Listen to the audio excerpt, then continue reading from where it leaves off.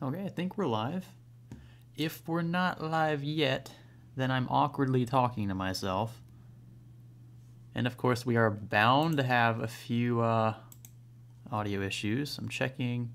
Yep, okay, looks good. Sorry you guys are awkwardly looking at me looking at my screen. It's a little confusing sometimes. So anyways, welcome to another episode of After Hours. All right, it's not really an episode, it's just another... What would you call this? Is it an episode? Or what am I looking for here? There's a word I'm looking for. Anyway, what's going on, folks? I am sorry that I did not start right when the timer goes off. I try to make sure things are, triple checked before I click the live button, because if anything goes terribly wrong, then yeah. Someone says, dude, the hair is coiffed. Oh boy. Thanks, folks. I appreciate it. Audio is God. Blurry HDIM says audio is God. That's exactly what I wanted to hear. Thank you for that. All right, so we have. Yeah, this is just a hangout, by the way. We're just hanging out here, folks. That's all. I'm gonna start answering questions here as soon as I can get to them. They're scrolling pretty quick. I appreciate all of the immediate responses, and those of you who are watching. It appears our YouTube live thing is not working. That's a little weird. So it says we have 0 people watching. That's totally cool. I'm not, I'm not bitter. It's fine. People think no one's watching. Not a problem. No problem. Also, I would like to add that. Actually, you know what? I'm probably gonna go ahead and just get rid of this. Can I do this? Can I click editor while it's live? If this stream stops, I apologize. Editor. No, we're still good. Okay, cool. Viewer count. Let's just delete that. All right, there we go. And then back to the live page. All right, so folks, let's go ahead and start answering some questions. Thank you for the subscription, Stop. He says, I'm on YouTube and watching. Dude, camera is not focused. It's actually focused. This is as focused as it's going to get. I'm using a webcam because I don't really care about how good this looks. I'm just here to answer questions, so get over it. I don't know what else to tell you. I can't make this any better than it is. It's just a cheap, C910 Logitech camera, so don't worry about it. Anyway, let's see. Galaxy S9 camera or DSLR for YouTube? Always, I wouldn't film with a phone. That's just, in my experiences, even with the newer phones, it's not worth it. It's too difficult to control, especially when you have the option of like the fold-out screen for a DSLR. That's a big perk. And then manual controls in phones are pretty finicky, especially on video. Unless you lock your autofocus, you're gonna have some issues with that exposure and whatnot. And it's just difficult to calibrate when you're not sitting in the chair. Let's see. What are different fan bearings for? Well, I can talk about fan design when it comes to like case fans for PCs. Like bearings in general are just gonna, if you have a really terrible bearing, it's gonna be loud, right? So it's all about how little friction you generate in the bearing while the blade turns, because it's just it's a magnet, and then you have a coil of wired electricity running through it, and you get those shifting poles, and that's why you get the rotation of the motor. But the number of poles you have, right, the number of magnets can affect things, the types of bearings that you have, they have fluid bearings, you have like the ball bearings, so it's just different ways of getting the thing to rotate while trying to minimize friction as much as possible. But it's not really a technical topic that really matters in most cases. PC fans aren't going to have trouble on the bearing level for the most part. They're going to have trouble with just like how much air they're displacing with their fins, and then again how much turbulence is created based on how the fins are shaped. That's why we have all different fin shapes and sizes. It's just different ways of pushing air through a frame. Let's see, now's your chance. Plug that chair. Yeah, I always use Vertigear chairs. I've never made a secret of that. I use Vertigear for here. I have one next to me. That other chair for the other PC on the desk is a Vertigear chair. Same one, actually, because I like the white and black. And then I have a Vertigear trigger chair in the film room. Just really comfortable. They really are. Like, some people don't like racing chairs, and that's cool. That's why I have the trigger chair in the other room. That's more of an ergonomic chair. But to be honest, I like this one almost as much, if not more, from a comfort level. And then aesthetically, I think this looks better, too. Jonathan Bindi asks, let's see here, is a 1080 Ti and an 8700K too much for a 1080p 144Hz setup? Maybe. Here's how I look at it, though. So if you want to go over the top, right, but you only have a 1080p monitor, let's say even if it is 144 Hz, you're gonna push all those frames easily in most titles, and with an 1080 Ti, what that gives you is a future proof, right, from a resolution standpoint. So let's say eventually you get tired of 1080p, you know, your dad or somebody, like, you know, gifts you a 1440p monitor, you go out and buy a 4K monitor, then you're not gonna have a problem from the 1080 Ti standpoint, because, right, that's your future proof from a resolution standpoint. Your CPU is more future proof from the frame rate standpoint. So you got the best of both worlds there. There's nothing wrong with, you know, having a lower resolution and a higher refresh rate. In fact, I would argue that having a higher refresh rate is more important than just the just the resolution. Because, like, from this distance here, all right, I'm using a 1080p monitor. This is a BenQ monitor, 240 hertz. From this distance, I can't tell the difference in between this resolution and the 1440p resolution of my Asus monitor right there. And they're both about the same size. I think this one's actually 24 inches, this is 27, but still almost the same. Actually, the pixel density is pretty similar too, because that screen is bigger. But anyway, on a tangent there. This is just a way of doing it. Okay, so Jerry Jenkins, thank y'all for that. What is that? $1.45. It's a very awkward donation number, but I appreciate that. Thank you, good sir. I hope you guys like my animations, by the way. Yes, that is Crash Bandicoot, and I don't have any regrets using them. Crash Bandicoot he's the thing, right? I grew up playing Crash. I love Crash Bandicoot. The original was awesome with the 3 islands, and then the second one, it kind of tapered downhill just a little bit. It was okay, but I really liked the first one a lot. I think most people agree the first one is the best. Shade Raid, $2 donation, my dude. Thank you. Love the videos, bro. Tato, can't give much. Ryzen 2. I appreciate your donation anyway and for watching. Thanks to all 221 of you watching. It means a lot to me. It really does that you guys would take time out of your Sunday nights and Monday mornings to watch. You know, I don't know why you'd want to watch me of all the other people you could be watching right now, but it means a lot. And yeah, we're having a good time. Any clue if Ryzen 2 will have the same vCore limitations, recommended vCore? Okay, so I really can't talk about this stuff, you guys. It's still under NDA. You guys know how this works. The technical specifications, anything having to do with the CPU being inserted in a socket and tested, which vCore falls under the umbrella of, I cannot talk about right now. So you will hear all of that from all the tech tubers who have these samples on the, what is it, the 19th? I think the 19th. It's this Thursday when the NDA is up, I believe. So you'll hear all of that then, but I can't answer Ryzen 2 specific questions like that unless you want to talk about things like the cooler or just like the nomenclature, you know, what's on the box. That's really about it. I want to get more Ryzen samples in the future, right? More AMD samples. I don't want to ruin this thing, so that's why I can't do it. Let's see. Kryptonic says, I'd be watching Lisa, but you're as good as it gets. My dude, what's going on, Kryptonic? Good to see you again. Let's see here. We have one from Killer Phobia. Greg, if you were stuck on a sinking ship, would you rather have a lifeboat or would you rather have Flex Heal? Like Flex Heal? You mean Flex Seal? Like the rubber thing? That's what they use on the bottoms of the boats, right? In the commercials? Because Flex Seal is like a magical, no, it's just some kind of weird magical healing potion for brakes and seals and whatnot. It's actually pretty funny. I would stick with the lifeboat because you actually have to have something with which to spray the Flex Seal. I'm assuming that's what you mean. I don't know what Flex Heal is. I'm out of the loop on that one. The Greatness, $1.99. Thank you, my dude, for shorting me 1 penny. I hope you feel good about yourself. I do appreciate the donation. Power supply needed for 2 1080 Ti's and RAM amount. If you're going to go all out on 2 1080 Ti's, at least get 32 gigs of RAM, just to say you got 32 gigs. That's what I would do. If you're going to spend that much money on 2 1080 Ti's, don't hold back anywhere. Power supply-wise, depending on your CPU choice, let's say you got an 8700K. It's a pretty common choice for a gaming CPU or gaming PC. Power supply I would choose would have to be around the 800 watt to 1000 watt range. That's well above what you would be utilizing under full load. Let's say you were running Heaven Benchmark and like IDA 64. You still wouldn't be approaching 800 watts under almost all circumstances. You might get some weird ripple peaks at 700-800, but for the most part, you're going to be fine around that range.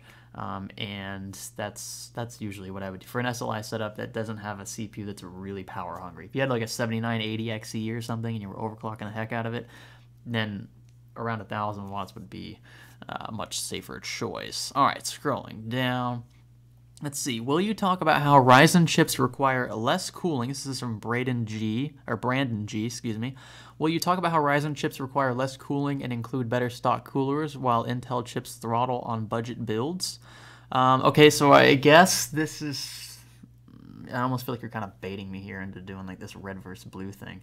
What I will say, in my experience recently, I'm not talking about Ryzen 2 here, or second gen Ryzen. Don't confuse that with the new architecture, or well, the new lithography.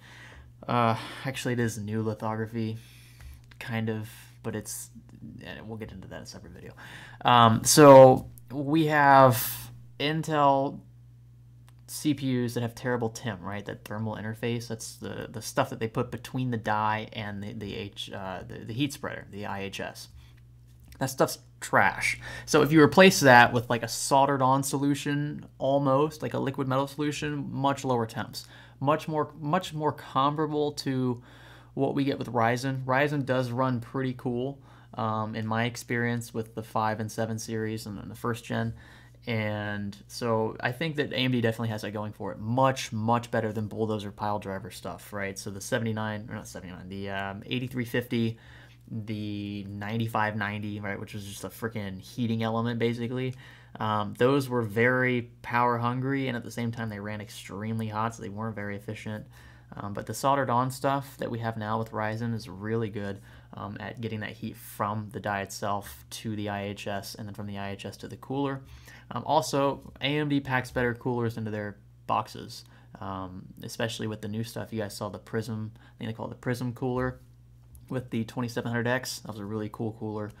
So, you know, they go out of their way to make sure that if you want a cooling solution included in the box, it's going to be something worth using and not just the trash Intel stock cooler, which has been getting cheaper, by the way. They've been thinning the aluminum. They took out the copper slug about 2 years ago, and I pointed that out in a separate video. So yeah, I don't mind saying that. I think it's the truth. I think that in most cases, AMD chips are going to run a little cooler, and you do get some pretty sweet coolers included as well. All right, I see a donation up here. I'm going to scroll up. Ryan Shipley, thank you for that $5. See, you guys, he gave me 5.00, none of this 4.99 stuff. I'm just kidding. I sound entitled. I don't. Doesn't make a difference to me. I appreciate all of this stuff. I found a pre-built for $1,200 on Micro Center. It has a GTX 1070, Ryzen 7 1700, 16 gigs of RAM, 40 gig SSD, pairing it with a Fire CUDA 2 terabyte. What do you think? I think that's a really good PC. Depending on what you're comfortable paying, right, for the graphics card. If we assume like MSRP, so let's assume $400-ish for the 1070, another $300 for the 1700, which is actually a little overpaying right now, but whatever, let's say it. That's $700, 16 gigs of RAM, another $200. That's $900. You're already at $900 just on the CPU, graphics card, and RAM. That's not including motherboard, power supply, storage, case, right? So you're probably getting a pretty good deal, especially considering most 1070s right now are going to cost a little more than $400. Doesn't sound too bad. Alrighty, here I am gonna scroll down. Scrolling down here. Salazar Burns, can you tell how you made your old Science Studio intro, like the one in 980 versus 9? I actually ripped that. I think I ripped it from. I didn't rip it. I downloaded it. I have a what's it called? Video Blocks. I'm pretty sure I got it from Video Blocks. If it wasn't from Video Blocks, it was from one of those like third-party places where you could download intros. I didn't make that myself. That would be pretty cool if I did, but I, alas, did not. Okay, here, Nick DeSosa. Thank you for the 5.00. Much appreciated. Love your channel. Learn how to bend PETG from you. What is your pick? What is your pick for best mini ITX case for a high-end clean build? This one's tough. My favorite ITX case. I really liked building in the NZXT Manta. I'll say that straight up. That was really fun. Just a creative looking case, you know, it's just something extraordinary, right? I'm getting the H200i soon from NZXT, so that's another one that to take notice of. We do have a couple of competitors from Lee & Lee has that really cool one. I forget what it's called. I know Kyle did a build in it. We have a couple others from like Fantex, but I think the NZXT right now has got a really solid grip on the ITX market. So that's why I went to them first to get there. So I would say, depending on what I think about the H200i, that could potentially be my favorite ITX case. And that, any build you put in that is going to look really good if you know what you're doing. Mark Gonzalez, what's going on, Mark? You shorted me a penny. I'm not going to hold it against you. I appreciate your donation. Have 16 gigs, 3200 megahertz in my gaming rig. Would adding an extra 16 gigs be worth it for more FPS? Absolutely not. You would be hard-pressed to even utilize 16 gigs of RAM in most titles. I would leave it at that. Jump into 32, spending an extra 200 or so US dollars is not going to give you an extra frame. Almost, I'm like 99% of the time won't make a difference. And I've tested this. I've gone up to 32 gigs, scaling from just one 8 gig DIMM, even one 4 gig DIMM, and 16 to 32 is literally negligible. So I wouldn't waste your time there. Elliot Beaumont, thank you for that $2 donation, my dude. Will RAM prices ever drop? Well, I don't really know. I really don't know. It depends on how things are regulated right now in the market. They're allowed to do what they're doing. And yeah, to an extent, they're shorting the supply on purpose. So, I mean, this is more of an ethical question, more of a social, political question.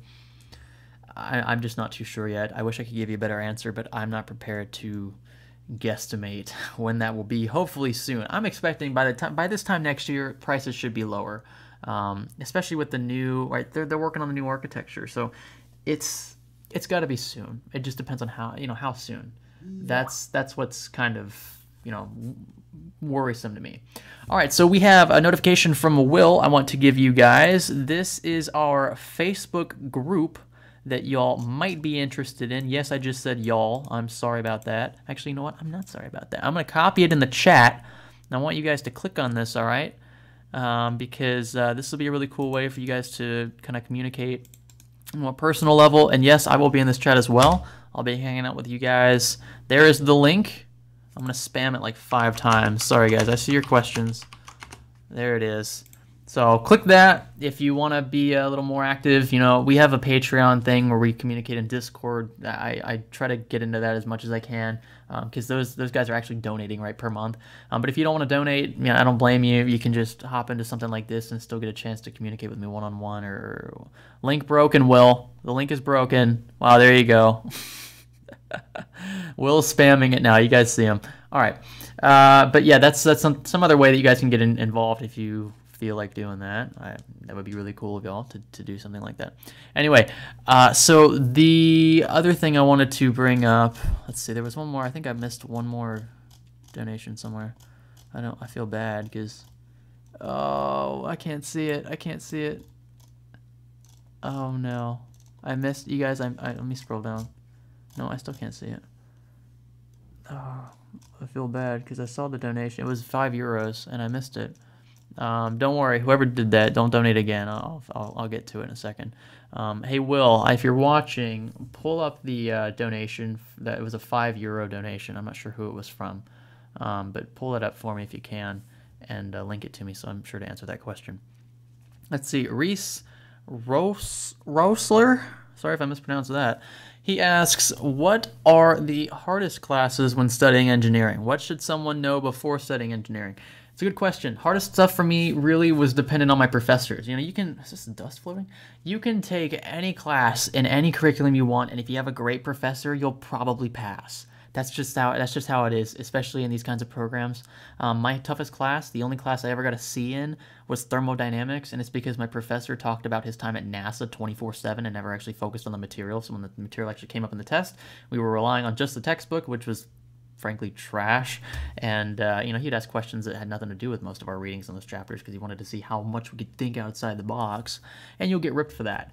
So your success is largely dependent on the professor. It sounds like a cop-out, but it's seriously true. I mean, if your professor's cool, lenient, willing to take the time to teach you properly, then you're not going to have a problem, especially if you're eager to learn and willing to put in the time, devotion. All right.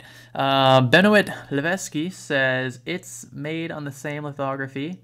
If they make more GDD or... Okay, no, he's referring to something else. Where did I go to college? Ryan Shipley. I went to the University of Louisiana.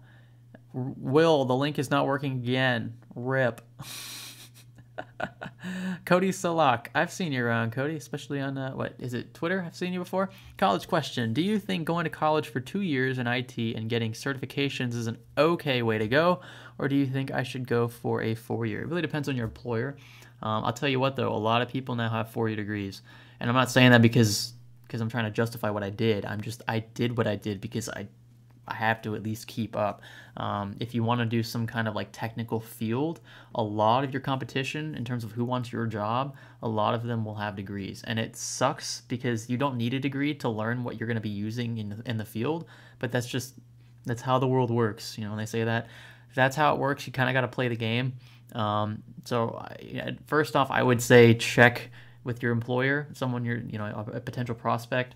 Ask them what they prefer, if they prefer you working sooner, especially if you already have something kind of lined up, or if they want that 4-year degree. You kind of got to do what they want, right? Because they're the one doing you the solid by hiring you. All right, I am scrolling up here, scrolling up. Here we go. Why am I not seeing the... there we go. All right. Pop $1.99. Thank you for the donation, my dude. What do I need for ABC Mouse Max 8K? I feel like I should know what that is. I don't know what that is. I'm very sorry. I hope you don't feel like you wasted $2 there. Excuse me, $1.99. You shorted me a penny. I'm definitely going to point that out. All right, we have issues. What are the issues with an AIO? Vinny, I invite you to watch my video talking about the differences between an AIO and a air cooler. Just watch the video. I literally uploaded it like 2 videos ago, so just go watch that. It'll answer your question. Ooh, let's see. Mick Raw donated €5. Mick Raw. Okay, I'm gonna look for Mick Raw. Mick Raw, if you're watching still, ask your question again, because I definitely saw that you donated. I didn't pick up your name, and I didn't read the question in time before I started worrying about what Will sent me. So I'm looking for Mick Raw, and I will answer your question. I feel really bad that I didn't get to it before it disappeared. Mr. Me, yo, Greg, plan on doing any mods to your Audi ever, or do you like to keep a nice stock car? Mr. Me, I already did a couple mods. I already modded I replaced the front grille. If you're talking about like engine mods, there's not much you can do with a naturally aspirated V8, dude. Like I could replace the air box, and that's really it. Kind of tweak with the throttle body. I mean, you can't do much with naturally aspirated. That's one of the reasons why I kind of regret not buying the 3.0 supercharged, because then I could have done a lot of stuff with it. I could have got a lot more power out of it, but I can't now. So I'm kind of just, stuck with a V8, but I don't mind it because the V8 sounds badass. All right, scrolling down more. We see. I already answered one question. Corey Bettel. Putting together a new budget-ish build. What's your opinion on old Xeons i7s or 900 series GTXs or other older CPUs? I mean, it's fine. I've always condoned old hardware if you can get it for a good price. I've never said don't buy old hardware.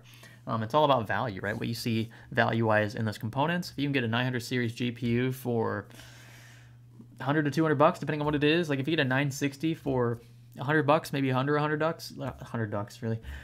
That's a really good value. You're getting good performance there for around $80 to $100.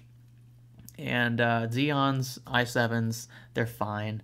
We're talking maybe if you go back to like the oldest gen i-series CPU from Intel, maybe a 20 to 25% FPS drop. That's still a really good margin though, especially when you're paying a lot less for that used CPU. So nothing wrong with the used. Nothing wrong at all with that. I'm looking for I'm looking for the guy's donation. I feel bad he might have left. He might have rage quit because I didn't answer his question. Dang it. Will, are you watching? Find that question for me, because I feel bad. Let's see. Someone says turbo your S5. That would be unwise. I could supercharge the V8, but that would cost $14,000. So I'm not doing that, because at 14 grand I can buy a new car. Like, that's just stupid. So I'm not. And plus the transmission, the extra load on the engine is not rated for that extra. I don't know. I think it's gonna be more stressful on the engine versus the extra air being thrown into the block. The block is a champ. That block is a tank. It's a very strong engine for what it is. But doing anything aftermarket wise to the block itself is just a little sketchy. Oh, actually, I see the donations here. Maybe I'll be able to check. Pop in. Okay, I see you guys. Oh, no, never mind. I'm sorry. Mark Gonzalez. McRaw. I see your chat, McRaw. You can thank Streamlabs for that. He asks, any idea why my 1080 Ti Aorus Extreme fan has a buzzing sound, almost like coil whine when it spins. Speed doesn't matter. No buzz, fans off. There's no buzz when the fan's off, then that's not coil whine. Yeah, that's really strange. I'm not sure what that's about. You know, if the fans are, if your fans are not turning and you still hear the buzz, then it might be coil whine. If the fans aren't turning and the block, and and you're not putting stress on the card and it's still whining, then there's something else going on. That's really strange. So I can't really diagnose it unless I'm there. I got to hear what it sounds like. But you just got to narrow down the different parts, right? The fans are moving, so I would test them first.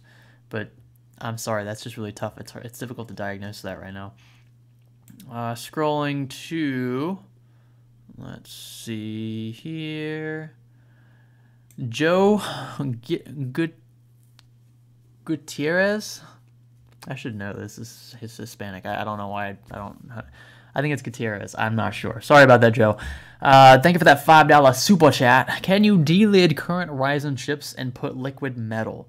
No, the reason why you can't is because Ryzen IHSs are literally soldered. I'm almost certain on that. I'm pretty sure. I haven't checked recently. I'm pretty sure they are there. They're soldered on, which means that you already have basically a metal solution, a metal contact between the die itself, right? That little reflective mirror and the IHS. So no point delidding because it's not going to do you any good. Scrolling up again, let's see here. Tyler Proctor, $5 super chat. My dude got my 8600K and can get 5.3 gigahertz. That's incredible, dude. 1.36 volts rock solid. You got a freaking diamond right there. But the P95 temps are close to 94C. Everything else, temps are great. Should I delid? Yeah, I mean, if you want to go for that high overclock, right, that high frequency, you're already at 5.3. Delidding will just lower the temps. That's basically all delidding will do. It might give you an extra 100 megahertz or so of overclocking headroom, but 5.3 is incredible already. So yeah, if you want to delid, if you're comfortable with that, sure. It sucks that we have to. Intel should already put decent stuff between the IHS and the die, but if you want to go for it, I mean, you already got a diamond right now, so you can make it, just polish it up, man. If you delid it, you got even lower temps. There you go.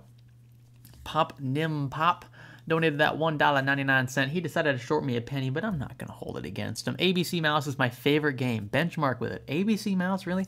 All right. You double donated. I feel bad, so I'll look it up right here. ABC Mouse. It is... Am I being trolled here?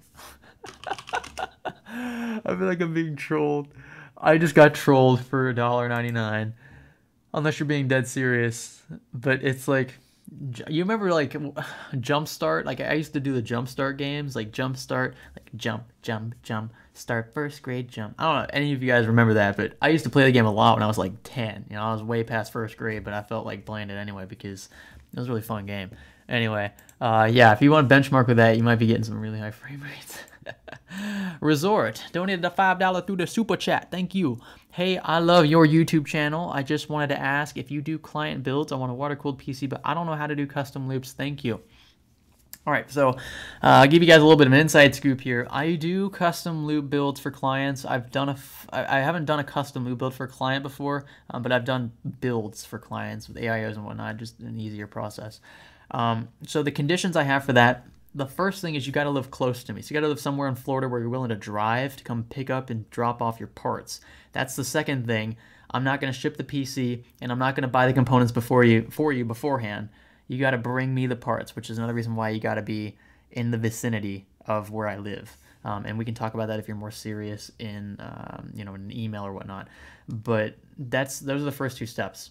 And then the third thing is you got to give me a little bit of creative leadway because I know you're going to want it a certain way, right? But the way the pipes bend and stuff, I might run into personal issues. So I can get things specific, but not that specific. So give me a little bit of creative leadway. Let me do it the way that I think will look really good. If you trust me enough to build it for you, probably trust me enough to design it the way that I feel like it should be designed to look badass. And then we can go on from there. But that's the first thing. You got to be...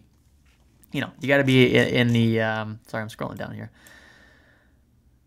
You got to be in the vicinity. Prashant Nand, I don't know why the audio is not really fluctuating. There's no equalizer. I have a Yamaha mixer here. It's a pretty beast mixer. It's not that. It's because I'm moving farther away from the mic when I talk sometimes. So sorry about that. Just leave your volume down and listen up. I really can't do anything else about that.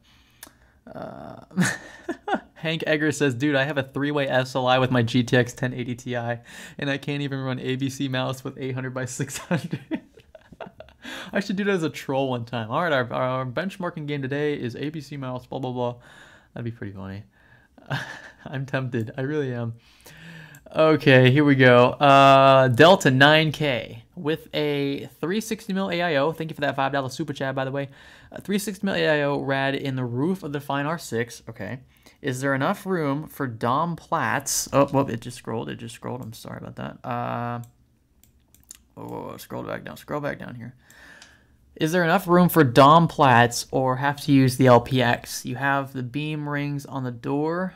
Okay. I would have to double check on that. So the man to really ask here is Fractal Josh. I'm gonna actually, here's what I'm gonna do. I'm gonna copy and paste your question, and I'm gonna tweet Josh, Fractal Josh, and we're gonna see what he says, because I'm not actually too sure about that. Yo, Josh. Question from a subscriber. Oh wait, that's the wrong. I just copied and pasted the wrong question. Sorry about that. Here we go. Okay. There we go. Tweeting him. Oh, I just tweeted him without actually like putting his handle. That was stupid. All right, I'm gonna go back up here. I can't believe I just did that. Did I even tweet it? Where did it go? I don't see my tweet. Oh, there we go. Probably should have tagged you.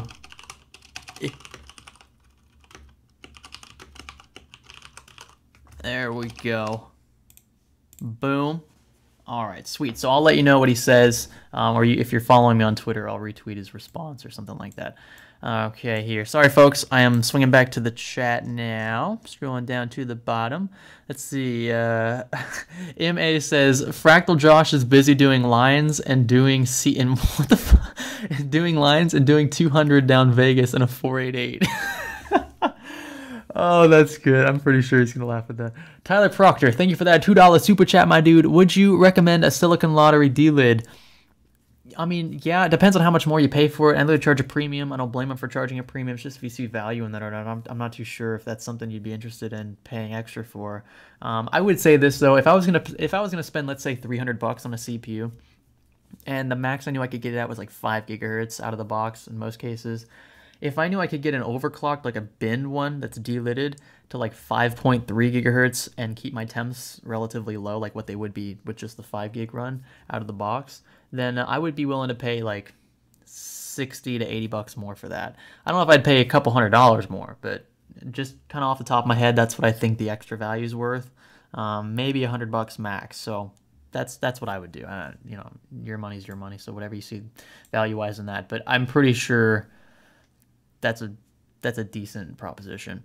Billy, thank you for that $5.01 donation. He didn't short me a penny. He supplemented 1 penny for his donation. I appreciate that. You're making up for some of these people only donating $1.99. I know what you guys are doing. And look at that. Another one from Pop, another $1.99 donation. I'm just kidding. What's up, yo? Overclocking 7700K. What is GTLC? I have LLC on, but not sure about GTLLC and the corresponding voltage modes. Ooh, I'm not sure. I've never heard of GTLLC.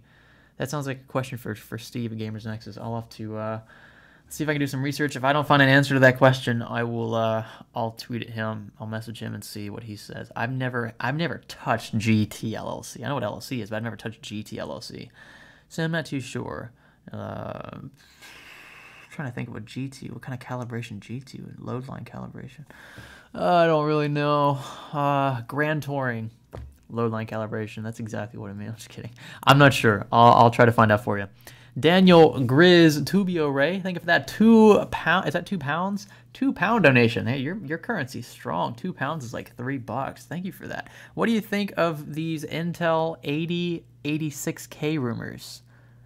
Never heard of an 8086K. I've never heard of it, so I don't know exactly what to say. I feel sorry about that. I mean, I'm sorry that I can't answer that question.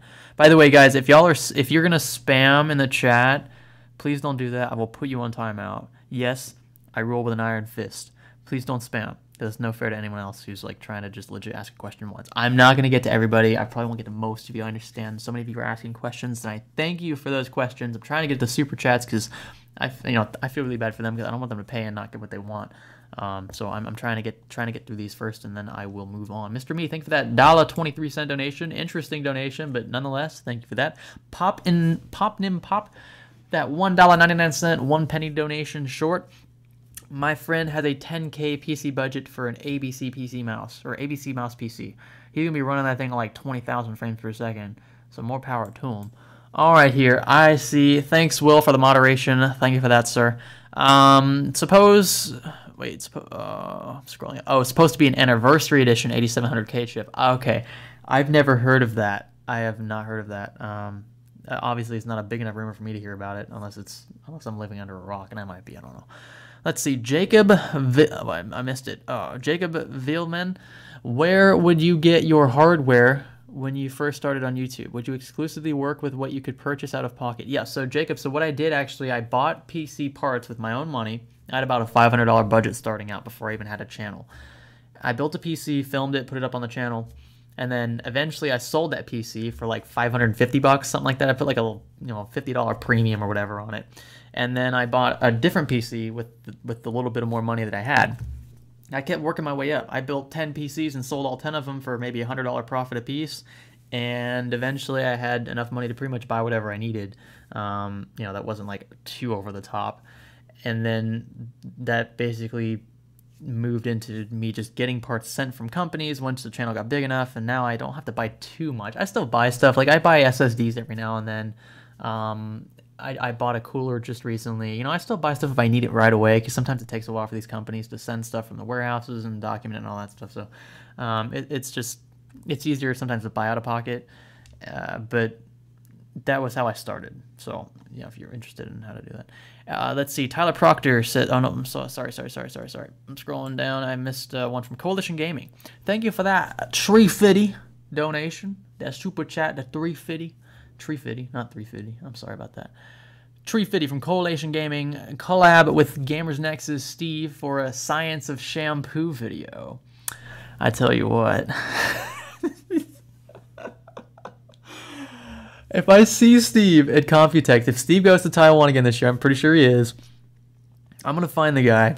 If I remember this, I'm going to find him and be like, Steve, please, let's film a minute science video on shampoo, and let's use your hair. It'll just be like, we won't even show, like, we can just like have it be like on the DL, like we won't show his face, like we'll just show like his hair, like his just wavy strands of hair, with like the shampoo just rolling down and just being all soaped up and stuff.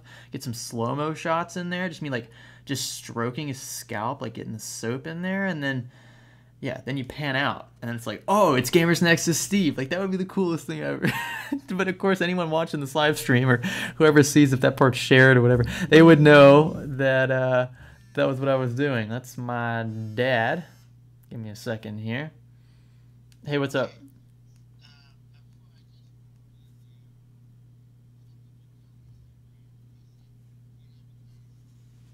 Yeah. Hey, sorry. I'm in the middle of a live stream. Can I call you back? Okay, sorry. All right, thanks. Sorry, that was my dad.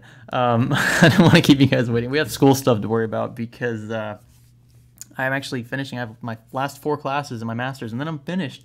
It's really weird. It's really cool, though. But anyway, that would be a really, really fun thing to do with Steve. I would totally do that. Like, I'd be totally down for it. Anyway, Tyler Proctor, thank you for that $2 donation. 8600K D-Lid for $45. Conductonaut plus tools is more.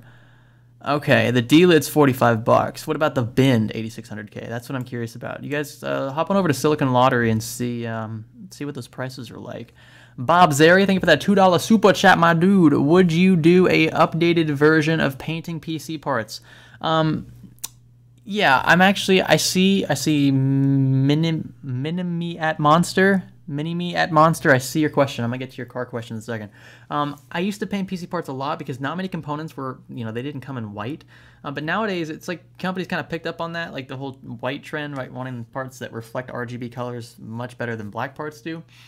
And so, excuse me, I think that because companies caught on to this pretty quick after I started doing it, I wasn't the first one to do it, but after about a year of doing that, they started rolling out more white components. We have white cases more often now. I think we have white graphics cards that are more common other than just like the Galax cards.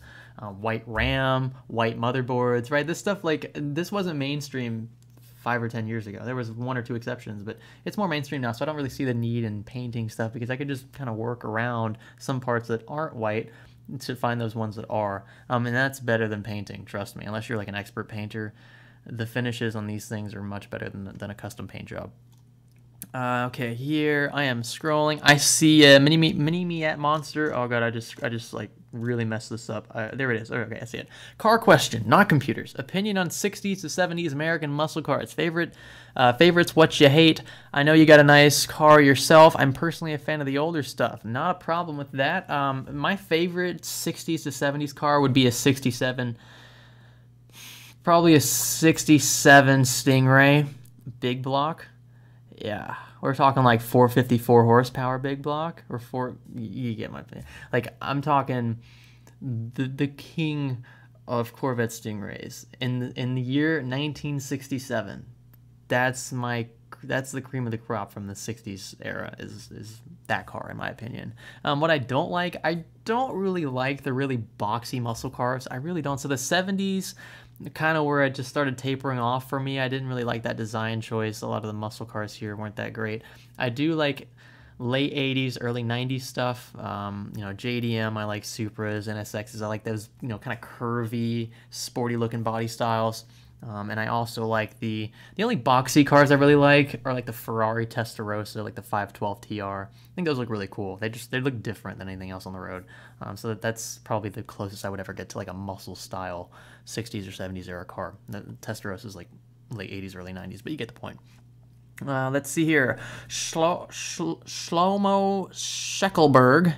You should talk about NVIDIA versus AMD GPUs on different CPUs and how AMD GPUs have less reliance on the CPU due to having complex hardware scheduler versus NVIDIA's simplified scheduler. Okay, so that's actually more complex than you make it seem, and you make it out to be. It's not just about the scheduler. It really has to do with optimization from a developer standpoint on the gaming side as well, because some games do run better on AMD GPUs, and it's not because of the scheduler. It's because of how things are utilized on the developer side, right? How things are scripted, how those commands kind of order themselves when frames are being drawn. So a lot of that's frankly beyond me at this point. I'll try to read up more on it, but it's not just black and white like that. It's really not. It doesn't mean that NVIDIA graphics cards are suddenly superior on all levels to AMD graphics cards. That's not how it works. So that's why I haven't talked about it, because it's not a clear and cut answer. It really depends on the game, it depends on the platform, and it depends on the CPU it's paired with. That's a lot of testing, my friend. Maybe one of these days. That's a lot of testing. Maybe something for for Steve from Hardware Unboxed to do, because that's gonna be like 100 plus benchmarks. Let's see here. Scrolling down, I see. Okay, Coalition Gaming. I see that. Still working on small YouTube channel review series. Yes, Coalition Gaming. Still working on that. Look, I have a couple I've already finished, but I want more than just 2. I don't want it to be like just an exclusive highlight. Like I'm trying to just like pump 2 channels. I want to have a bit more diversity in the video, so I'm still looking for that. And once I figure out the channels I'm going to pick for that series, it's more or less going to come down to what videos I select to showcase, like little clips of them while I'm talking about the channels, and kind of giving little clips that you guys can hear so you get an idea of what those channels offer, stuff like that. So eventually I'll get to it. But right now I only have 2 channels up on that video, and it's already like 8 minutes long, so it's going to take a while. Okay, scrolling to... Okay. All right, Coalition Game, I see it. All right, Spencer Caruth. Caruth, I don't even know. Sorry about that. Have you ever messed around with Linux? Would you ever consider building a dedicated Linux system? No, I would not. Linux is not my thing. I've played with Linux before. I've installed Linux on Chromebooks. I forget what Linux it was. Shit, it was a while back. It was like 2 or 3 years ago. Anyway, in my very lightweight experience with Linux, I don't like how complicated it is. I really don't like, the user interface matters a lot, like the simplicity of it. That's why iOS, Mac OS are so popular. They have their disadvantages, don't get me wrong, but it's also why Windows is pretty common because it's easy to use. Linux is not for most people. It's just not. There's a huge learning curve with Linux. So that's why it hasn't taken hold. That's a lot of programmers, a lot of developers use Linux, and there's a good reason for it because they can get around the software and it does benefit you in a lot of those not content creation, but a lot of those programming needs. But from just a plain old consumer standpoint, Linux is not ideal. It's just not. Scrolling down some more. Let's see here. Okay. Poppin' Pop. Mute. I muted? No, I didn't mute you. That was probably Will. Just blame Will. Poppin' Pop. That was definitely Will. Zach says you can change the UI in Linux. Yeah, I know you can change the UI, but I still don't like the way I don't like how complex it is. I really don't. It's way more complicated just to navigate through Linux than it is to navigate through even Windows. Maybe not Windows 8. Windows 8 was stupid, but Windows 7, Windows XP, even Windows 10 to an extent, in my opinion, much easier. Let's see though, scrolling through. Ali A, I see you again. I can't afford the R6 Gunmetal TG, and I would like to know if laminated glass would have better acoustic reduction properties than TG. I have no idea. That's a very specific question. You have to Google that. I don't want to answer because I'm not sure. Scrolling down again. Scrolling down some more. Does a scratched IHS or die affect... If you have a scratched die, you probably got a bigger problem than just temperatures. Affect thermals of a chip. Scratched my 5820K up ages ago using the abrasive pad from Cool Laboratory when using their Liquid Ultra, and I'm curious if it made a difference. Probably not. As long as, like... It might to a very small degree, depends on how big those scratches are, but if they're really small scratches, as long as the solution that you have in between the TIM, right, if you're using liquid metal or something else, as long as it's making proper contact inside those scratches, because the scratches are basically little canyons, right, in the metal from a microscopic standpoint, then you would probably be okay, as long as you got proper contact. And big scratches, though, I would doubt that it would still be functioning properly. Scrolling down here, scrolling down. Serban says, any AAA games?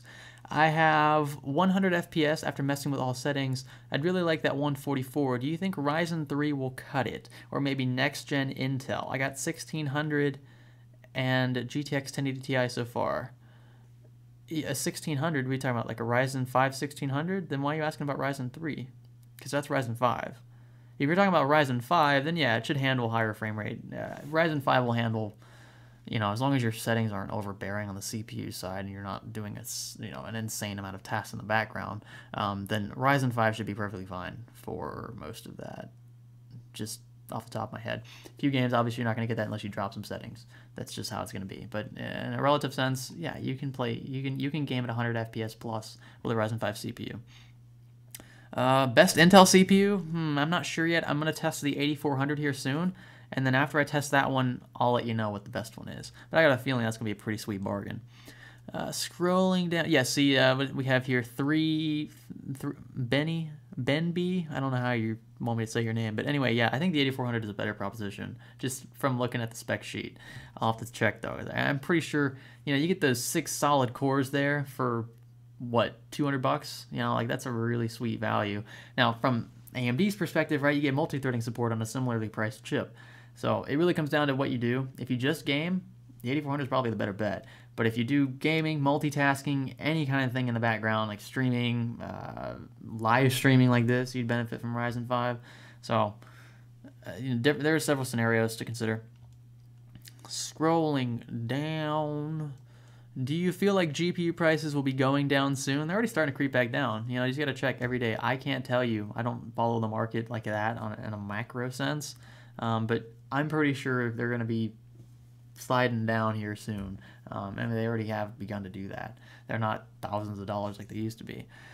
Victorous22, thank you for that $7.49 New Zealand donation, my dude. Appreciate the super chat. Greetings from New Zealand. Question I have, a Ryzen 1700, and I'm wanting to get an AIO. Is the H80i okay? Also want to overclock to 4 gigahertz. Is that possible? Depends on your motherboard. In most cases, with a B350 board, you'll get around 3.9 to 4. You might be limited more or less by your CPU, though it really depends on the chip you have. But with the H80i, I think you'll be okay with the overclock. Ryzen doesn't run too hot. We were talking about this earlier. It really doesn't run too hot, so I'm pretty sure you'll be okay with an H80i. Any kind of AIO that's decent, and you have a adequately supplied fan curve applied, then you'll be okay. Let's see here, scrolling down. GPUs are still well above MSRP though. Yeah, they're above MSRP, but what I'm saying is they're not as bad as they used to be. Trust me, they're nowhere near as bad as they used to be. Let's see. Okay, Josh replied to this. This is actually really cool. So Fractal Josh replied to this tweet. The question again was 360 mil AIO and on the roof of the Define R6, is there enough room for DOM plats, or do you have to use LPX, right, which is the low profile RAM?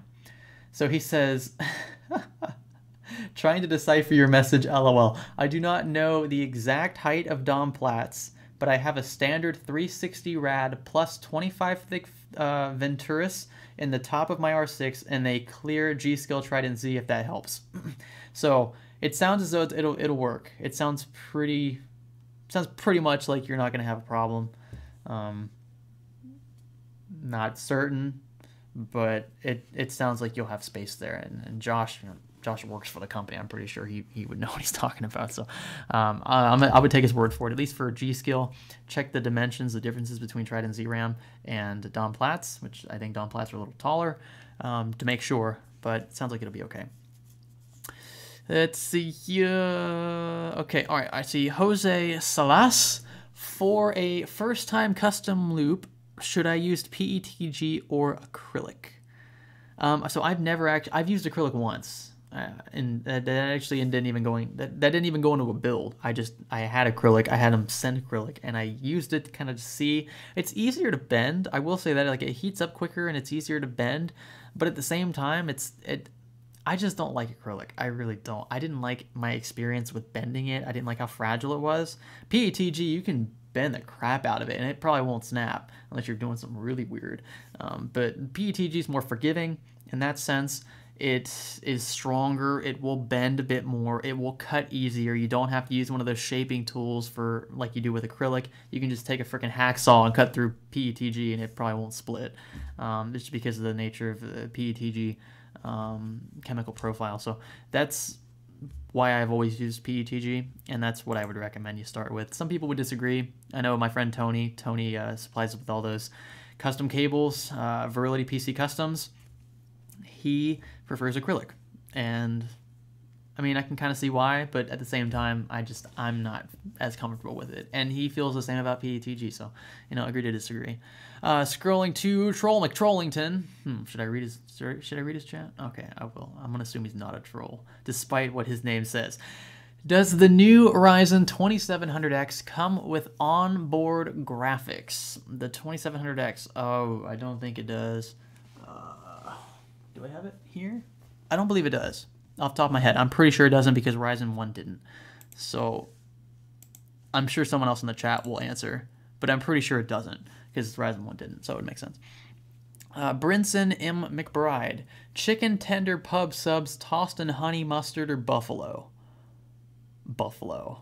Because I don't like honey mustard and chicken. Sorry. Excuse me. Let's see. Shin Gozira. Sounds like Godzilla. Remember the guy in the one with Matthew Broderick, right? The Godzilla movie, and the guy in the beginning was like Godzilla. He was trying to. They had like the lighter. Oh, it's been so long since I've seen that movie.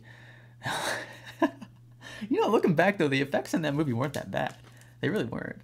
For being what it was like, circa 2002 or something. I don't remember for sure, but anyway, it was. That's what your name reminds me of. I'm gonna scroll up to your name again. I'm sorry, I missed your question though. I was so hung up on how cool your last name is. Is a 15? I'm gonna say i5. Is an i5 8600K okay for video editing and 16 gigs of RAM? 16 gigs of RAM for sure is enough for most video edits. Unless you're doing some really heavy stuff and you're using a ton of stuff dumped in system RAM, 16 gigs should be enough. The 8600K is a fine editor. Again, you know that the i7 is gonna be the better choice, but the 8600K is still very good for what it is. 6 cores is plenty. Premiere, if you're going to use Adobe Premiere, I know that one for sure leverages frequency over thread count in most situations, unless you're like at 2 threads. So 8600K is fine. If you have an 8600K already and you want a video edit on it, you won't have a problem with it. But if you're choosing between that and an i7, try to squeak out the extra dough for the i7. It will make a difference. Let's see, Demon King Loki. Are you gonna stream PC Building Simulator? I actually have I have a key for that, and I haven't cashed it in yet. I just thought it was a little funny because, like, okay, it's a custom PC simulator, but then you have to use a PC to play the simulator. So, if you're gonna, I don't know, maybe it's like an instructional tool. You could use it for something like that. But I just found it was kind of ironic that if you want to learn how to build PCs in a simulator, you would have to use a PC to play the game. Anyway, I'm just nitpicking there. Let's see, K5SM, KPT, Benchod, whatever. Y'all's names are weird. Dropping in to say, I love the channel, man. Thanks for dropping by. I appreciate that. All of you guys watching, by the way, 305 people. Thank you guys for sticking around. I'm doing my best to get through these questions. I understand, you know, if you're frustrated I haven't answered it yet, I'm sorry. Please don't spam the chat. I'll get to as many as I can. We're going to stay here for maybe 5-10 more minutes, and then I'm going to head out because really they're supposed to be an hour long. This is a lot of talking to do at one time, but I also have schoolwork to get to after this, so whoopee. Okay, Brandon, what's your favorite game? Crash Bandicoot, if that wasn't already obvious. Let's see, RX 580 black screens is from Lloyd Williams 22. His RX 580 black screens while gaming, it's getting 1.55 volts, which seems high, so I'm going to try undervolting it with a 7-degree target temperature. Yeah, I mean, you can undervolt 580s a healthy amount. It depends on the AIB, or if it's even an AIB, but you can undervolt it by a pretty good amount. We can undervolt the stock 480s too. So worth a shot. That's what I would say. I mean, it's worth a shot. Shin Golzira, thank you for the $10 donation, dude. I appreciate that. You didn't have to do that. I don't even think you donated when I answered your question, but thanks for sticking around. I hope you. I don't know. I love your name, dude. Golzira. That's really cool. Technol Bismol, have you ever considered doing a modern day review of the 10-year anniversary for the Q6600 or the now 10-year-old Asus Maximus Extreme Green LGA 775? So I've done a build with the Q6600. It's a $350 build I did for Bo, his channel, Bojangles, and he really liked it. He was actually, you know, he was okay with it in the beginning. He realized that it was, you know, he felt the age of the platform. He only had a 950 in there, so eventually he upgraded. But it was a good intro PC for him for like $350. And the Q6600 was actually pretty good for what it was. We didn't overclock it too much. I think we got to like 3.4. I think it was like 3.4 or 3.5 gigahertz. I might be totally wrong about that, but we overclocked it. You know, it's one of those like ancient BIOSes, right? Like a legit BIOS, not a UEFI, where it's like a blue screen. But we tried our best, so I might revisit that at some point. I'll have to get a hold of his Q6600 though, if he still has it. See if I can borrow it from him for a few to test with it. Okay, scrolling. Game Master GPP. I talked about this in the last live stream a little bit. My feelings towards GPP are, I feel like NVIDIA is going to kind of end up shooting themselves in the foot a little bit. I feel like from the consumer standpoint, people are just going to, you never know. You have a lot of loyal fans out there who are going to forgive any company for anything if they're loyal to the company. But I feel like this is a poor choice on NVIDIA's part, not because it's not going to be beneficial for them financially, because I think it will be. I think it's a smart play on their part. But at the same time, I think it's going to be detrimental from a community standpoint. So it's a double-edged sword, whether or not they weigh one over the other. I wouldn't be surprised if they weigh the financial one more. So we'll see. But more news coming out every day regarding that. NVIDIA is responding to all of the criticism they've received from it thus far. Although a few people seem to be okay with it. So I don't know. I'm kind of neutral. Those kinds of things, you know, honestly, like the way I see it, like if a company screws up and does something like this and we don't agree with it, right? We think it's immoral or illegal, and it's not necessarily, to an extent, right? A company that has a monopoly or takes advantage of other companies as an oligopoly or a cartel, those companies should be intervened or should be intervened by the government. I don't usually like it when the government steps in and messes stuff up, because it's oftentimes what they do. And this is more of this ventures into politics and subjectivity, but I tend to keep the government out of things like that as much as I can. But then when it comes to taking advantage of other companies and consumers, that's when I think they should step in. That's the fine line for me. Is this a case like that? I don't think so. I really don't. I don't see NVIDIA dominating the market with this tactic, especially if we believe that it is referring to just specific like lineups of graphics cards. They're not telling the entire company of EVGA that they can only do stuff with NVIDIA. Those companies already have agreements, right? Like like PNY only does stuff with NVIDIA. They don't do stuff with AMD. That already exists. XFX, right, with AMD. Those kinds of companies only work with said manufacturers because they already have agreements. No one complained about those before. If NVIDIA wants to incentivize companies, fine. Is it going to shoot them in the foot? I don't know. Maybe. Some people are more sensitive to that kind of stuff than others. But that's all I'm really going to say about GPP. I don't want to make a dedicated video on it, you know, stirring up controversy and stuff and spouting my opinion all over everybody. I just don't think there's much to talk about in the way of science and technology from that. That's more of a social thing. I talked about net neutrality, one other thing. Those were the couple of political discussions we had on the channel, but for the most part, I don't like diving into topics like that because they're so controversial. Hero, I see it. Is the Scythe Mugen 5 Rev B as good as the Dark Rock Pro 4? I'm not sure. I actually, though, speaking of Scythe, I just bought the low profile cooler. We're going to do a really cool build in the Fractal Node 202. We're going to do a case mod in. I've already been talking with Fractal Josh about it, and they're on board for a sweet case mod series. So we're going to build a really cool ITX PC in a modded 202. You'll get more details on that later, but I'm really excited for that. I think it's going to look dope. Chris Chavez, thank you for the $5 super chat. Thoughts on the new Aorus X470 motherboards. Will you be reviewing it soon? Also, when is the Quad Stellar build coming out? I can't speak to the X470 boards right now. I'm going to generally not discuss stuff like this until the NDA for AMD is up. So I'll have to get back to you on that later. You'll hear my reviews on the motherboard when I actually run my tests. The Quad Stellar build, not sure. If Will is still watching, Will needs to come pick up his stupid Quad Stellar. It's not a stupid case, but his Quad Stellar case is huge, and it's sitting in my garage, taking up so much space I can barely park in there. He needs to come pick it up so we can actually build the build. So eventually we'll get to that. But yeah, sorry to your first question. I can't answer that right now. Not yet. Very soon, though. And you will hear my comments on those boards. I'll talk to them. I'll talk about them in the Ryzen 2 or Ryzen 2nd Gen videos. Alex W., thank you for that $5 super chat, my dude. I have an i5 Kaby Lake 7500 NZXT Kraken AIO, MATX H270 motherboard, 8 gigs of RAM, and a 1070. Where do I line up in the gaming front?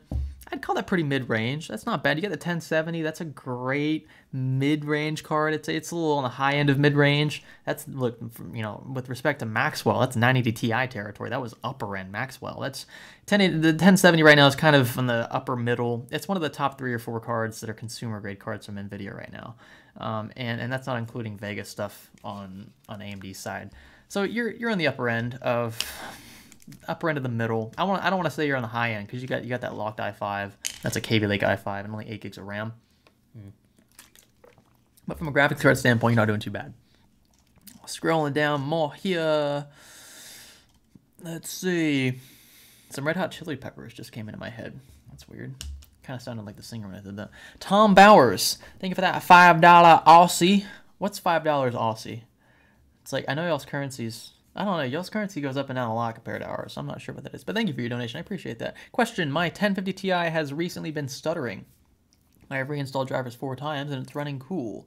Is Geforce experience to blame? I don't want to jump the gun and say it's Geforce. That's iffy. I would pull up MSI Afterburner, check GPU utilization, see if it's fluctuating a lot. Sometimes there might be something with Windows itself like interfering with the software. And I found that just doing a clean install, which I know is a really crappy way to recommend fixing your PC, but oftentimes a fresh Windows install will fix that issue. If you still have the issue, then it's a hardware issue, because then you've completely eliminated the software cause, right, for the most part. Once you have conflicting drivers, update as much as you can. Try to roll back drivers. That's another option. You're going to be troubleshooting all night. I'm sorry about that, but those are the things I would do. Just kind of off the top of my head, some quick ways to diagnose it, or at least narrow down your possibilities. Let's see. Scrolling. Okay. I'm scrolling. Favorite brand for computer tech? Alcatraz, Foxtrot, not too sure. What do you mean brand? Like just in like what kind of tech though? You gotta be more specific than that. I gotta know. Jesse S. I have a Ryzen 5 1600. Whenever I try to overclock my RAM over 2666, my system reboots and resets to stock frequency. Yes, sir. That is that's Ryzen 1 for you. RAM compatibility, it's tricky because the Infinity Fabric is linked to RAM frequency, and that can cause some really serious instabilities. I found that 2666 is about as high as I can get on some older BIOSes. Update your BIOS, your UEFI on your motherboard, get that updated, and then try again. If you're still getting those resets, it's just going to be your RAM. You can tweak with CAS latencies and timings, but it's going to be, I don't know if it's going to be worth the trouble there. Messing with RAM timings is just, it's a real big pain. What games would you recommend for a laptop? MA says, Jesse, you need higher volts. I don't know if I'm assuming you already ruled out the voltage issue. I'm pretty sure if you already know how to overclock, you know that adding more voltage would give you that leadway, but it also increase temps, right? So I'm not sure if you want to, I'm pretty sure he already knew that, but he might not, so I'm glad you said it. Blacklight. Will be selling my 30 1070s for $300 each next month from my old mining setup in India. Wow. What do you guys think about buying used graphics cards that were used for mining specifically? Also, I'm curious to know, whoever that was just said that, if you're going to disclose that you use these for mining. A lot of people won't even disclose that, or they'll say like only used once or some BS. Like if they ever say something like that, like 99% of the time they're lying. They've used it more than that. That, or they got it from a friend or something and they decided they don't need it anymore because they have something better. Those are a few exceptions, but for the most part, yeah, I would say that's kind of anyway. Scrolling down here. Tendies for you, Daddy, from Weeb, a $10 donation on the super chat, and you didn't even ask a question. You should have asked a question, but I appreciate the love. I really do, and I appreciate the donation. You don't have to do that. Thank you. To Flo, borrowed a 760 from a friend, and every time I try to play a game, it either crashes, freezes, or something else. I have a 1080 Ti on the way, but it's going to take 2 weeks. Well, wait for your 1080 Ti. That's the way you're going to diagnose it. You'll know if it's the graphics card if the 1080 Ti doesn't result in those crashes. Point blank. So I can't help you until you until you narrow down your variables. I have troubleshooting vids on the channel. You can check those out too. They will help you. But troubleshooting over a live stream is not going to happen. Martin Thompson, next time you do a Craigslist video, are you going to make sure to block out people's personal info? So, Martin, the way that it's done in Craigslist, your phone number is already blocked. I don't recommend anybody put their personal address on Craigslist. That is stupid. That is totally stupid, okay? And I'm pretty sure that the last guy the last guy's video that I did on Craigslist, he had an address up there. That was it, though. His number is hidden. So cell phone numbers are hidden by default on Craigslist unless you go out of your way to make it obscure, right? So that Craigslist doesn't try to hide it. I don't know why people do that. Craigslist used to block phone numbers, but they don't anymore. So I don't know why people still do that. But I try my best not to reveal phone numbers. Addresses, though, I don't touch those. Like if you're dumb enough to put your address on Craigslist, there's nothing I can do about that. I'm not going to go through and blur it every single time I try to go through each one of these ads. For that one video where I did the one ad perfectly fine, his address wasn't his address. That was his business address. So there was no issue with copyright there. The video didn't get taken down. He did flag it, but it didn't get taken down. It didn't violate YouTube's terms of service. So That's what I have to say about that. You know, if he's dumb enough to put his freaking personal address on Craigslist, that's just survival of the fittest. Like, don't be stupid. And I'm not gonna, I'm not gonna try to censor every ad that I show. When you post a Craigslist ad, you post as minimal info as possible, but enough info to where they can contact you without finding you and hunting you down and stealing your stuff. That's how you operate on sites like Craigslist. So putting your personal address, I have no sympathy for people who are that dumb. And I'm sorry, you guys might not agree with that, but I don't feel like dealing with that crap. Doormeister, are you going to rename the channel back to Salazar? No, I will not. I don't think I ever will. This channel is going to say Science Studio. It just keeps me on track. It really does. I changed the name originally because I thought we were going to venture away from science and do all kinds of things. Some stuff had nothing to do with science, but it would still be okay to do on the channel. But you guys subscribe for tech. You really did. And so if I venture from that, you guys are like, hey, even if I post a car video, some of you just dislike it because it's a car video. And I post like one every 2 months, you know? So like you guys are really, some of you are unforgiving. But I in a way, I respect that because you're bluntly telling me I don't like it. Stick to the straight and narrow path. And that's why I went back to Science Studio in a nutshell. Scrolling down here, James G. Hey, quick question: 2600X and an ML240 LAIO or 2700 with a stock cooler? The 2700, I don't know. You could go with a 2700X and the stock cooler. That would be dope because that stock cooler, that Prism cooler, I'm gonna test that soon. But that thing looks pretty sweet. So we'll see what the overclocking potential is in the stock cooler.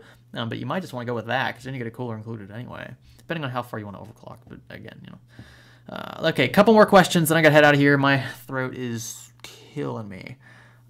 Let's see, scrolling down. Frenzy Clan. What games would you recommend for a laptop with an i3-7100U and an Intel HD 620? Like The Sims 4. If that, I don't even know you can run Sims 4 on that, to be honest. You might get away with like Dota 2, maybe, probably not, unless you really dumb down some settings. That's a really restrictive platform. And on top of that, you got like an ultra low power i3 plus Intel integrated graphics. Not ideal. Okay, one more question.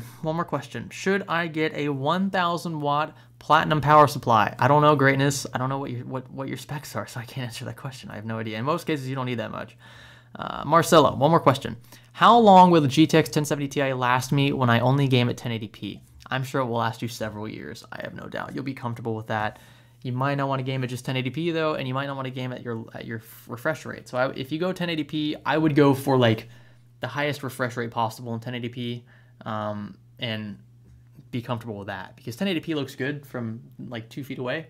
And at the same time, you have that refresh rate. Your graphics card isn't going to be hindered by the resolution, and you can keep upgrading CPUs or platforms to stay within your within your buffer zone. I saw one more donation here. Let's see, we have a super chat from Moving Frag. Thank you for that $10, my dude. Last time I asked you about the way to sell PC.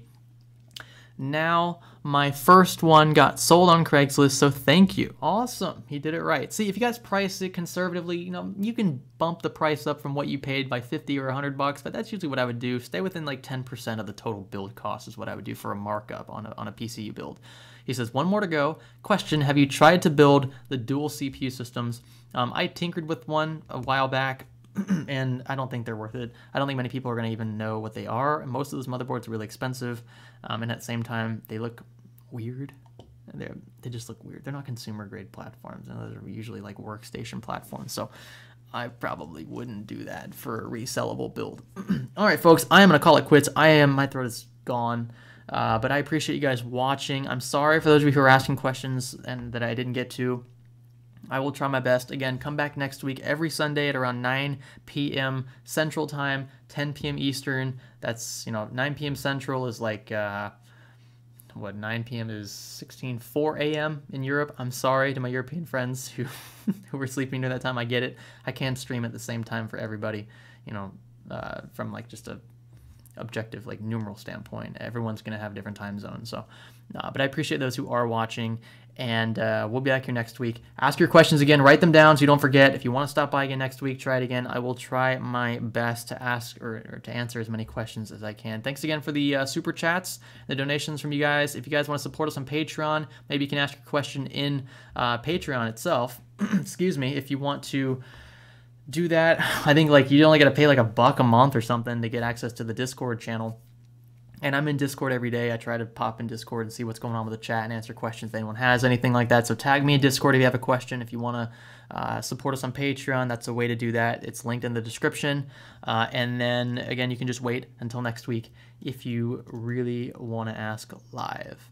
Thanks, you guys, for watching. This is After Hours number 8. We're working our way to big old number 10. 10 After Hours streams. It's pretty awesome. This will be hopefully a recurring thing. I appreciate you guys watching. I said that like 6 times. I appreciate all of you watching. We're going to end the stream now.